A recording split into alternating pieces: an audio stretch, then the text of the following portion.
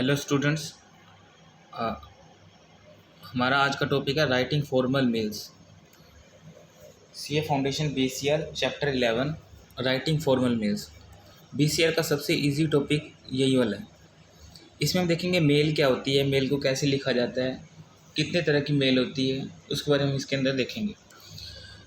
There has a revolution in the manner and method of communication in the last few decades. Internet has made instantaneous communication a part of everyday life. उसका कहते हैं कि writing and posting letter is no longer a viable option.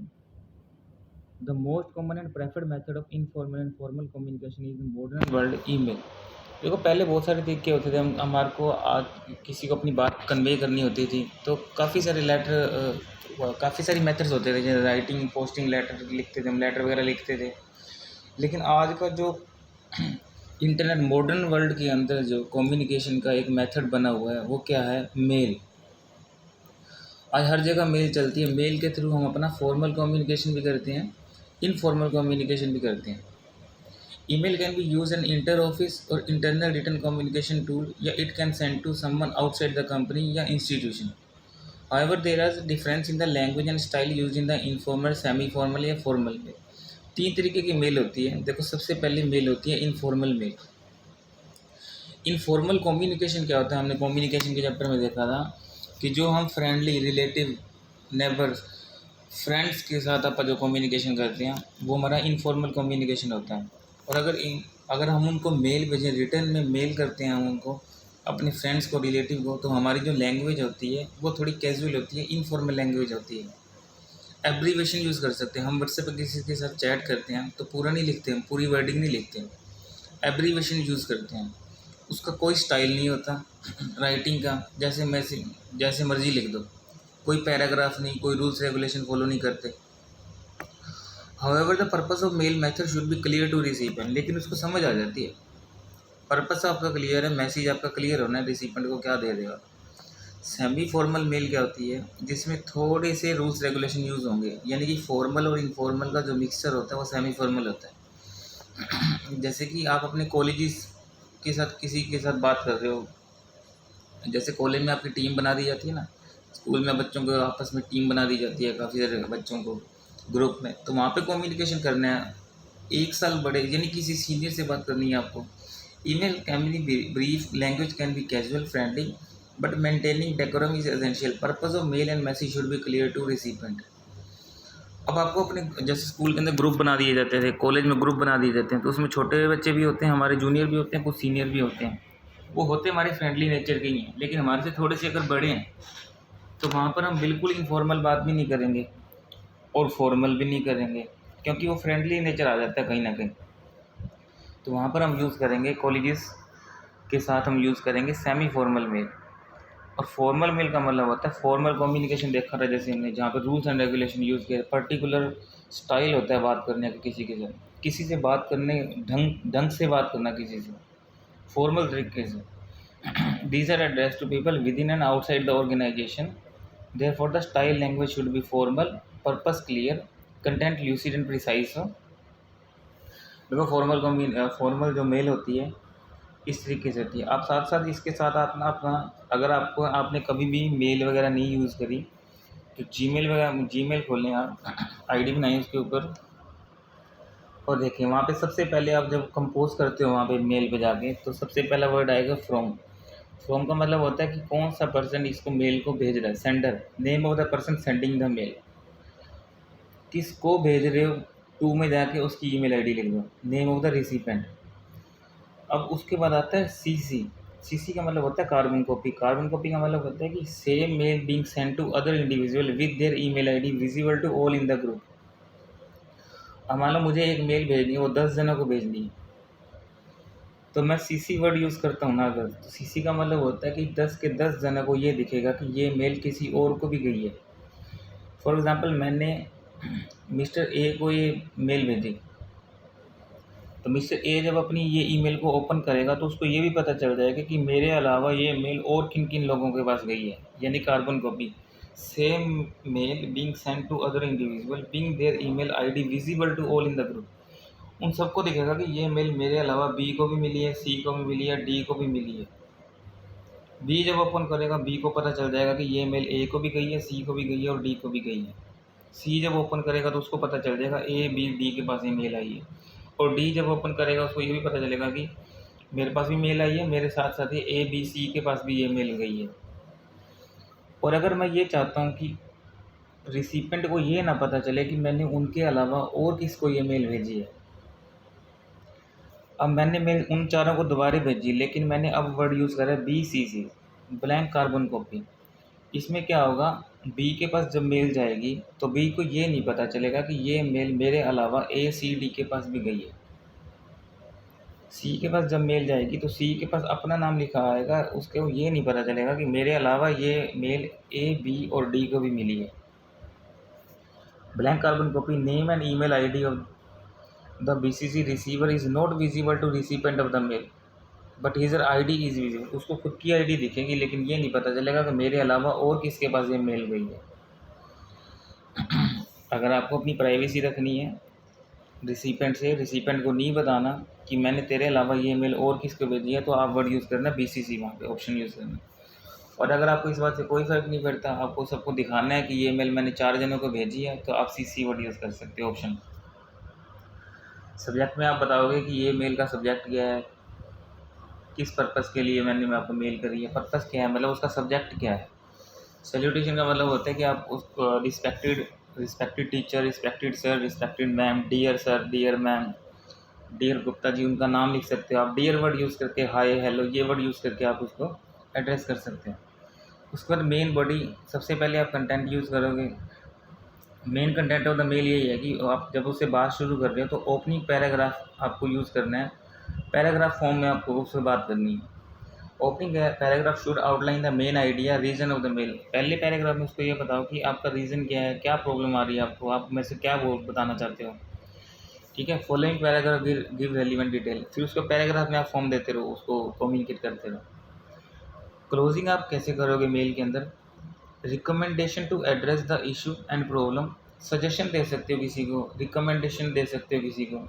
Last में अपनी बात को ख़त्म करो। अगर आप किसी को कोई प्रॉब्लम भेज रहे हो तो उससे हेल्प मांग सकते हो कि आप मेरी हेल्प करें एज सुन एज़ पॉसिबल, जितना जल्दी हो सके आप मेरी हेल्प करें, इस नंबर पर मेरे साथ कॉन्टैक्ट करें। या कोई बोर्ड ऑफ डायरेक्टर है, वो अपने नीचे मैनेजर्स को, या मैनेजर्स अपने नीचे सुपरवाइज़र को, सुपरवाइज़र अपने नीचे एम्प्लॉइज़ को मेल लिख लें, तो उनको कुछ रिकमेंडेशन दे सकते हैं कि आपको ये प्रॉब्लम आए तो आप ये ऐसे एड्रेस करोगे, या कुछ सजेशन दे सकते हैं काम करने के लिए। उसके बाद अटैचमेंट होता है कि आप कोई डॉक्यूमेंट अटैच करना चाहते हो तो उसके साथ अपने डॉक्यूमेंट्स PDF वगैरह कुछ भी अटैच कर सकते हो। और कभी भी जब भी अगर आप मेल लिखते हो किसी को और डॉक्यूमेंट अटैच करते हो तो उस मेल के अंदर कहीं ना कहीं ये वर्ड जरूर लिख देना कि ये जो मेरी मेल है नीचे डॉक्यूमेंट अटैच्ड है, आप उसको फाइंड कर लें। उसके बाद सिग्नेचर लाइन में आप अपने सिग्नेचर वगैरह, name designated of sender, email address, telephone number, अपना एड्रेस वगैरह बता सकते हैं। बस मेल इतनी ही होती है। तो मैं आपको थोड़ा सा ये प्रैक्टिकल भी दिखा देता हूँ इसका। ये देखो,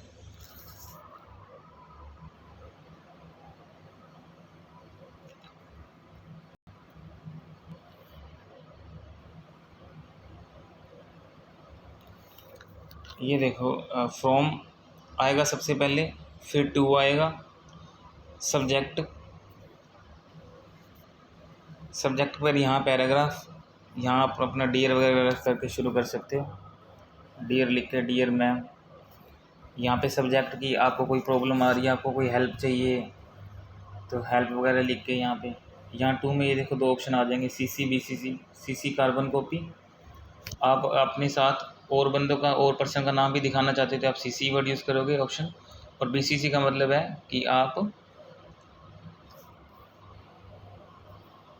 एक मिनट, टू में CC और BCC वर्ड यूज़ करोगे। BCC किसके लिए, कि आप रिसीवर को ये नहीं बताना चाहते कि तेरे अलावा मैंने ये मेल और किसको भेजी है। ठीक है, और यहाँ पर ये अटैचमेंट होता है, अटैच फाइल, यहाँ पे आप अटैच कर सकते हो, कोई भी चीज़ अटैच कर सकते हो। ठीक है, PDF वगैरह या कुछ भी, और यहाँ से अपना सेंड कर देंगे ये।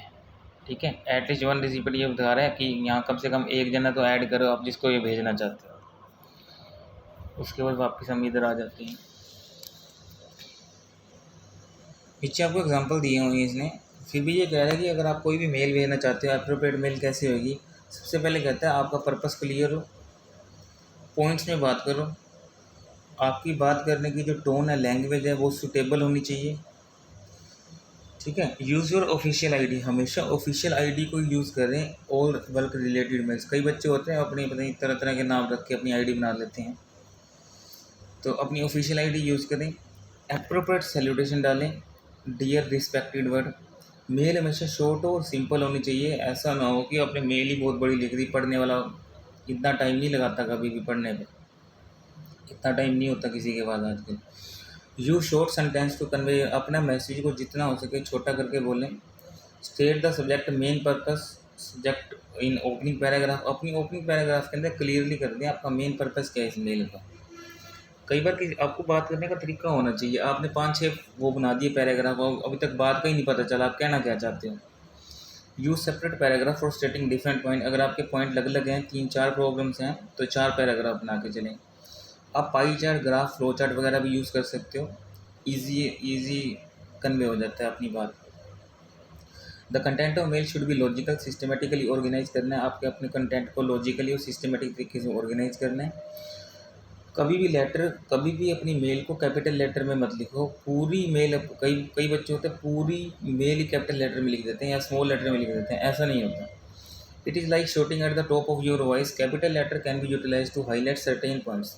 कैपिटल लेटर कुछ इंपॉर्टेंट पॉइंट्स आप उसको हाईलाइट करना चाहते हो, जस्ट वो वर्ड आप हाईलाइट करने के लिए आप कैपिटल लेटर यूज़ कर सकते हो। हाईलाइट अंडरलाइन कर सकते हो, कुछ की पॉइंट्स आप उसको हाईलाइट कर लो, अंडरलाइन कर लो। Take special care of tone, अपने मेल के अंदर टोन का हमेशा ध्यान रखो। आप किससे बात कर रहे हो और आपकी टोन कैसी होनी चाहिए।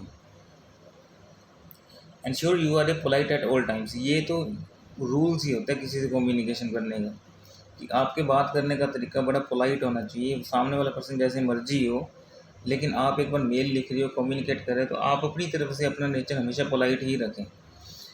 Proof read your mail before you send it and check the grammatical error नहीं होना चाहिए। कभी भी इंग्लिश में बात करो किसी से, ग्रामर का एरर, आपका स्पेलिंग का एरर कभी भी नहीं होना चाहिए। तो एक बार कभी भी किसी को लेटर लिखो, मेल लिखो, कोई भी लेटर, मेल, मेमोज, सर्कुलर, कुछ भी आप कभी भी राइट कर रहे हो, तो इंग्लिश ग्रामर का ज़रूर एक बार उसके ऊपर नज़र मार लें, कोई स्पेलिंग आपसे गलत ना हो जाए। ग्रामर आपकी स्ट्रॉन्ग होनी चाहिए थोड़ी सी। When framing a reply to received mail ensure your answer be query request in it. कभी भी आप किसी को रिप्लाई देते हो मेल का, एंश्योर कर लो यूर आंसर उस क्वेरी के अकॉर्डिंग है भी या नहीं है। Do not use slang, incomprehensible abbreviation या एसएमएस लैंग्वेज। कभी भी मेल के अंदर अपनी एसएमएस लैंग्वेज को यूज़ मत करें, एब्रीवेशन वर्ड यूज़ ना करें, क्योंकि आपकी लैंग्वेज सारे नहीं समझ सकते अगर आप एब्रीवेशन यूज़ कर रहे हो। एब्रीवेशन भी काफ़ी सारे टर्म्स होती हैं, आप एब्रीवेशन अपनी ही बना देते हैं, सामने वाले पर्सन को कई बार समझ नहीं आती। कुछ एब्रीवेशन तो नॉर्मल चलते हैं जो सबको समझ आ जाते हैं, लेकिन आप अपनी लैंग्वेज आप हर किसी की एब्रीवेशन बना देते हैं आजकल बात करने की। पूरी लैंग्वेज लिखते नहीं, हम व्हाट्सएप चैट करते हैं। तो मेल के अंदर तो आप यूज़ करें ही ना, कोई भी एब्रीवेशन यूज़ ना करें। अगर एक दो वैसे आपने यूज़ कर भी लिए तो आप उसके नीचे बता सकते हो कि इसका मीनिंग क्या होता है एब्रीवेशन का, बट अवॉइड करने की कोशिश करें। They make it difficult to follow, give the impression to reader there you are too casual in your approach.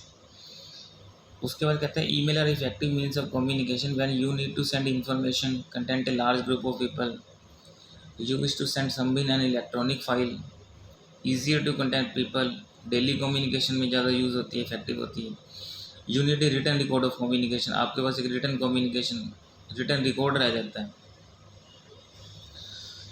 और उसके बाद ये देखो इनएप्रोप्रिएट कब हो जाएगी ये, if the issue is complicated है, इन्वॉल्व रिपीटली लेंथी डिस्कशन। अगर आप किसी के साथ लेंथी डिस्कशन करना चाहते हो तो आप उसको ईमेल के थ्रू नहीं बता पाओगे।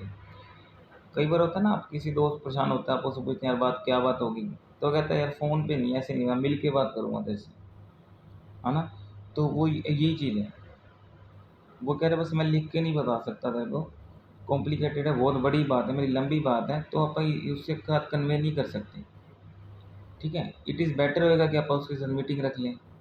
इन्फॉर्मेशन अगर कॉन्फिडेंशियल है, सेंसिटिव नेचर की है, कई बार कोई बात ऐसी होती है अगर आप लिख के नहीं बता सकते किसी को, तो आपा कहते हैं कि मैं लिखता नहीं तुझे, ठीक है, मिल के वैसे तेरे को ओरली बता दूंगा वो बात, रिटर्न में नहीं देता तेरे को वो चीज़। Do not write a mail when you are emotional, कभी भी ईमेल उस टाइम मत लिखें जब आप इमोशनल होते हैं, अदरवाइज कहीं ना कहीं आपको दिक्कत आएगी लिखने में।